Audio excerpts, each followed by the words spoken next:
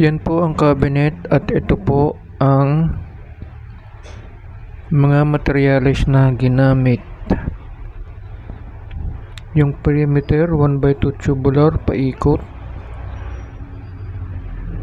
Next po ay screen astragal paikot din.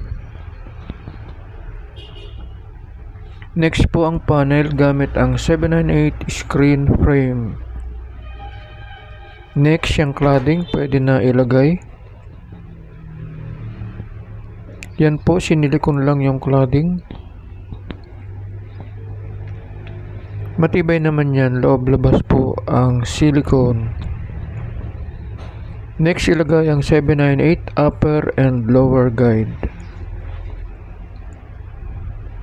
Next ikabit na, ilang tornilyo lang naman paikot, yan pong frame 1x2. Isalpak na ang panel. Ilagay na ang handle, yan, kabilaan po yung handle.